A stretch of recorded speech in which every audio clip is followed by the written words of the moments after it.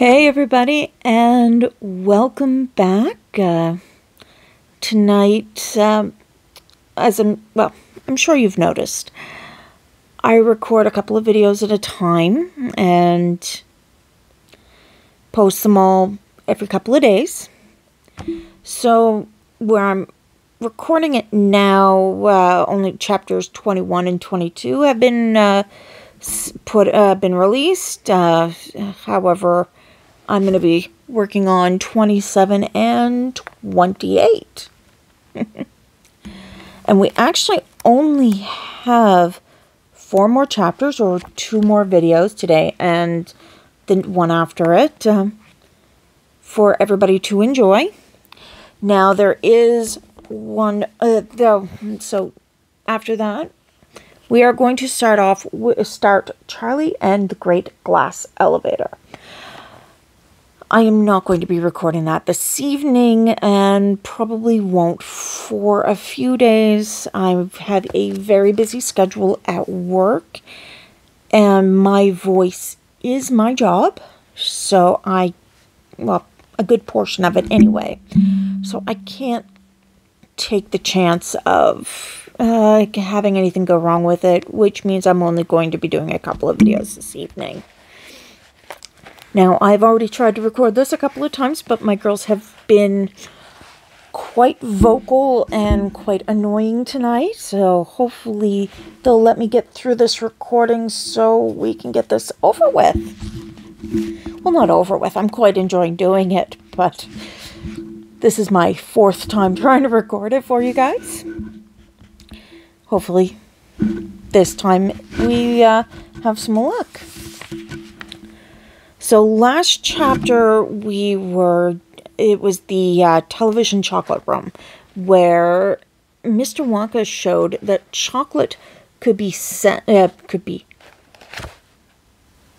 disappeared, sent in millions of little pieces across the air, and then show up on your television set. Then you reach in, you pull it out, and you have got a chocolate bar to try.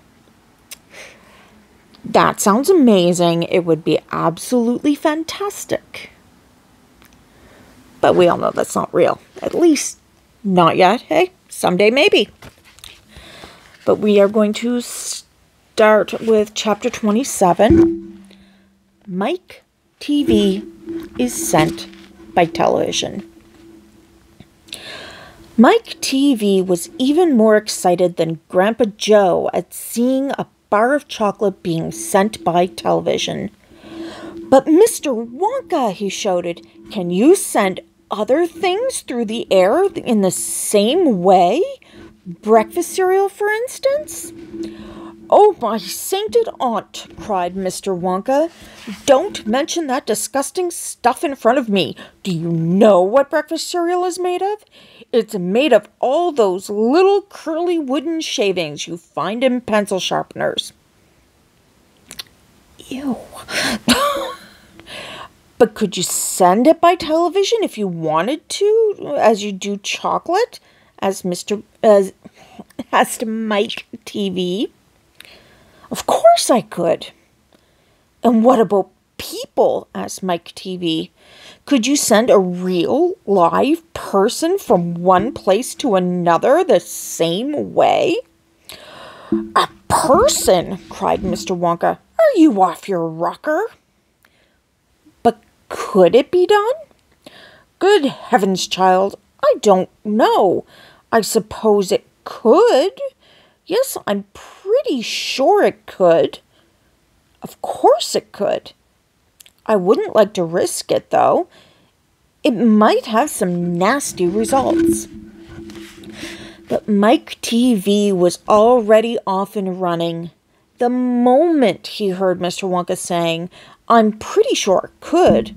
Of course it could," he turned away and started running as fast as he could towards the other end of the room where the great camera was standing. "Look at me!" he shouted as he ran. "I'm going to be the first person in the world to be sent by television." "No, no, no, no!" cried Mr. Wonka. "Mike!" screamed Mrs. Teavee. "Stop! Come back! You'll be turned into a million tiny pieces." But there was no stopping Mike Teavee now.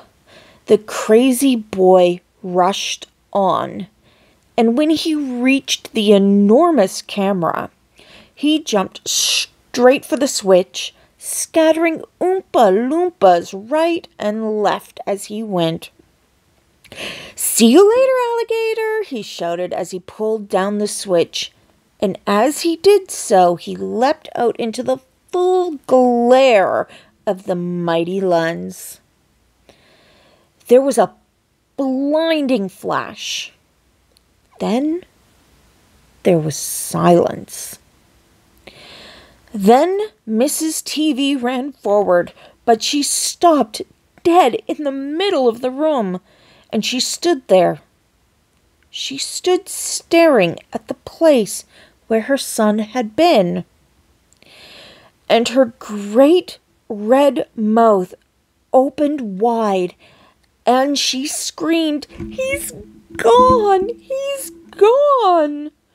"Great heavens, he has gone!" shouted Mr. Teavee. Mr. Wonka hurried forward and placed a hand gently on Mrs. Teavee's shoulder. "We shall have to hope for the best," he said. "We must pray that your little boy will come out unharmed at the other end." "Mike!" screamed Mrs. Teavee, clasping her head in her hands. "Where are you?" "I'll tell you where he is," said Mr. Teavee. "He's whizzing around above our heads in a million tiny pieces." "Don't talk about it," wailed Mrs. Teavee. "We must watch the television set," said Mr. Wonka. "He may come through any moment." Mr. and Mrs. Teavee and Grandpa Joe and little Charlie and Mr. Wonka all gathered around the television and stared tensely at the screen. The screen was quite blank. "He's taking a heck of a long time to come across," said Mr. Teavee, wiping his brow. Oh dear, said Mr. Wonka. "I do hope that no part of him gets left behind." "What on earth do you mean?" asked Mr. Teavee sharply. "I don't wish to alarm you," said Mr. Wonka, "but it does sometimes happen that only half of the little pieces find their way into the television set. It happened last week. I don't know why, but the result was only half a bar of chocolate came through." Mrs. Teavee let out a scream of horror. "You mean only half of Mike is coming back to us?" she cried. "Let's hope it's the top half," said Mr. Teavee. "Hold everything," said Mr. Wonka. "Watch the screen. Something's happening." The screen had suddenly began to flicker. Then some wavy lines appeared. Mr. Wonka adjusted one of the knobs, and the wavy lines went away. And now, very slowly, the screen began to get brighter and brighter. "Here he comes," yelled Mr. Wonka. "Yes, that's him all right." "Is he all in one piece?" cried Mrs. Teavee. "I'm not sure," said Mr. Wonka. "It's too early to tell." Faintly at first, but becoming clearer and clearer every second, the picture of Mike Teavee appeared on the screen. He was standing up and waving at the audience and grinning from ear to ear. "But he's a midget!" shouted Mr. Teavee. "Mike!" cried Mrs. Teavee. "Are you all right? Are there any bits of you missing?" "Isn't he going to get any bigger?" shouted Mr. Teavee. "Talk to me, Mike!" cried Mrs. Teavee. "Say something. Tell me you're all right." A tiny voice, no louder than the squeaking of a mouse, came out from the television set. "Hi, Mom," it said. "Hi, Pop. Look at me. I'm the first person ever to be sent by television." "Grab him," ordered Mr. Wonka. "Quick!" Mrs. Teavee shot out a hand and picked up the tiny figure of Mike Teavee out of the screen. "Hooray!" cried Mr. Wonka. "He's all in one piece. He's completely unharmed." "You call that unharmed?" snapped Mrs. Teavee, peering at the little speck of a boy who was now running to and fro across the palm of her hand, waving his pistols in the air. He was certainly no more than an inch tall. "He shrunk," said Mr. Teavee. "Well, of course he shrunk," said Mr. Wonka. "What did you expect?" "This is terrible," wailed Mrs. Teavee. "What are we going to do?" And Mr. Teavee said, "We can't send him back to school like this. He'll get trodden on. He'll get squashed." "He won't be able to do anything," cried Mrs. Teavee. "Oh, yes, I will," squeaked the tiny voice of Mike Teavee. "I'll still be able to watch television."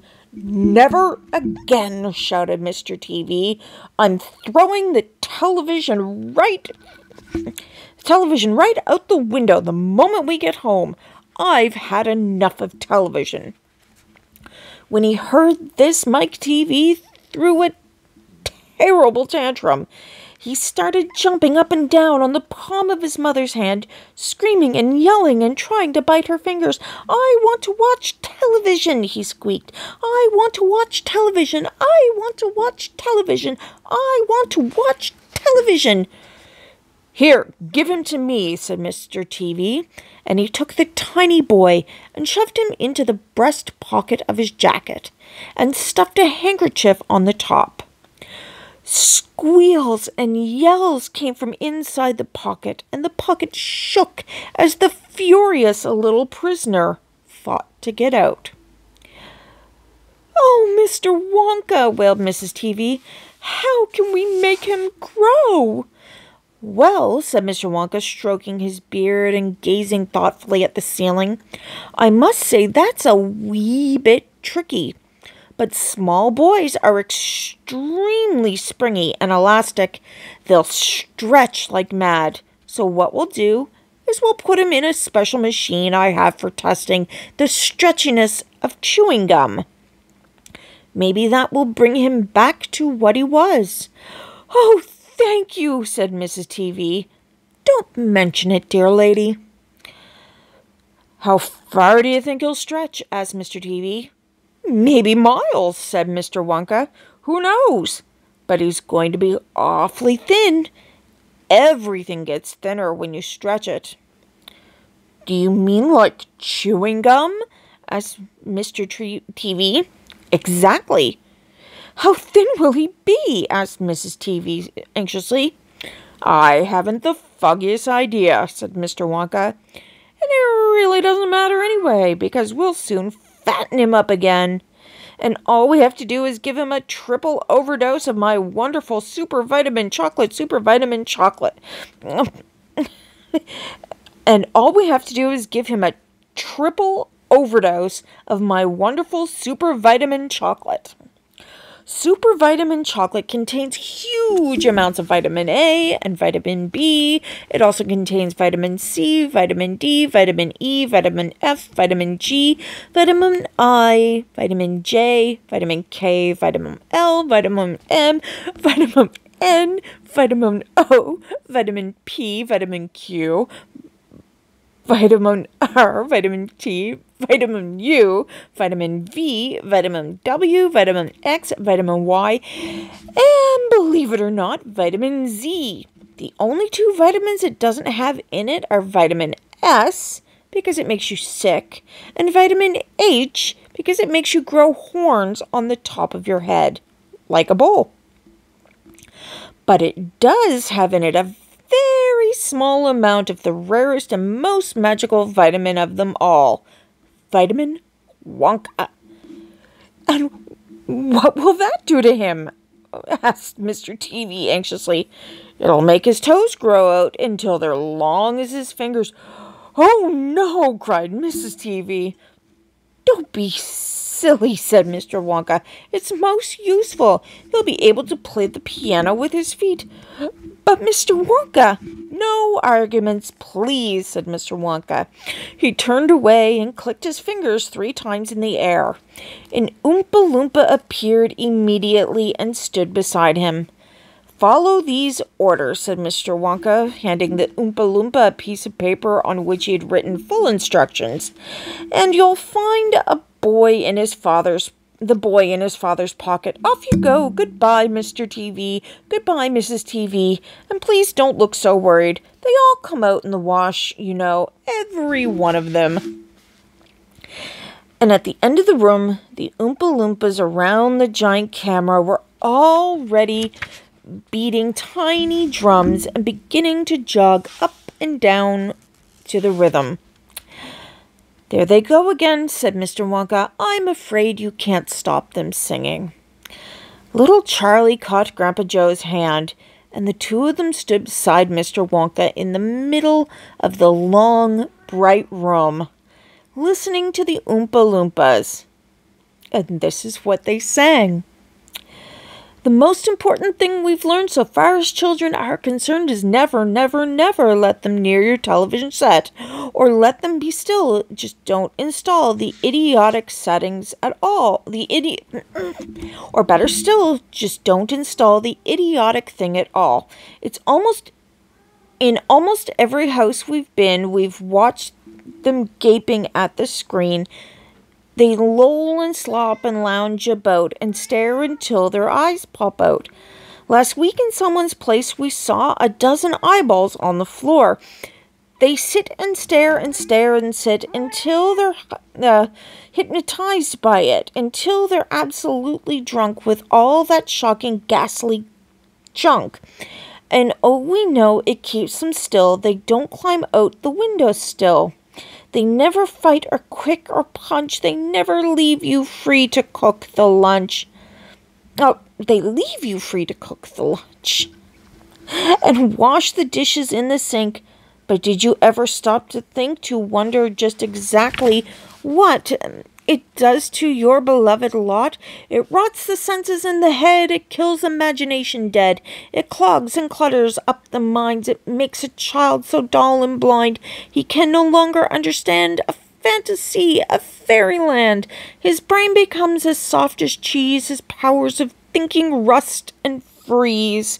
He cannot think, he only sees. All right, you'll cry. All right, you'll say. But if we take the set away, what shall we do to entertain our darling children? Please explain. We'll answer this by asking you what used the darling ones to do.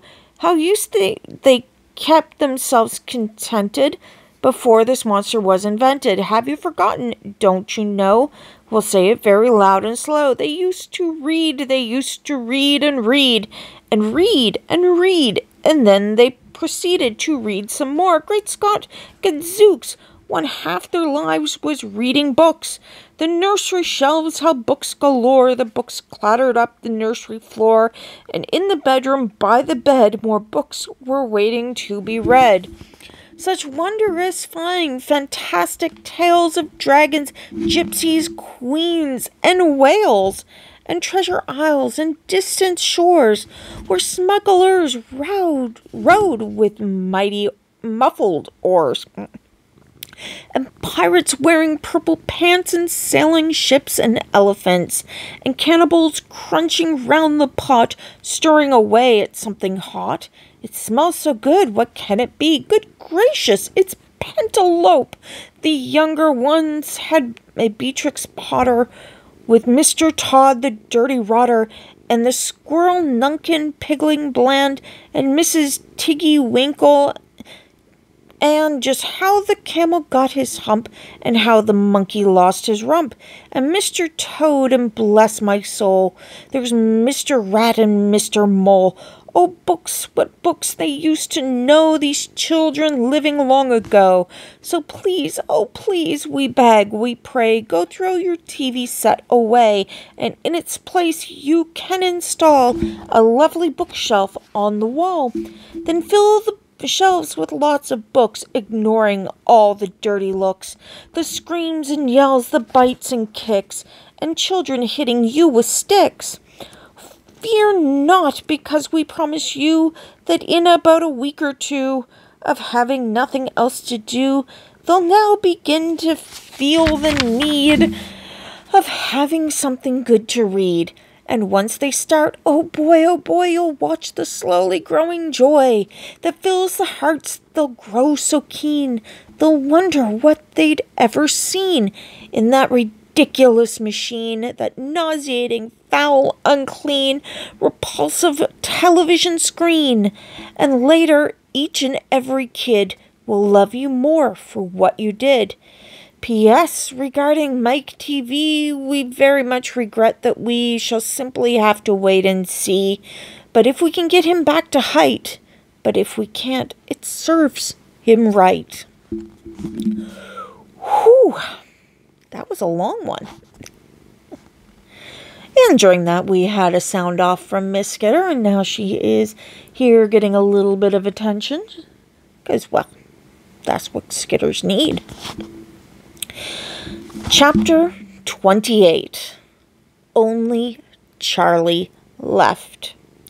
Which room shall it be next? Said Mr. Wonka as he turned away and darted to the left.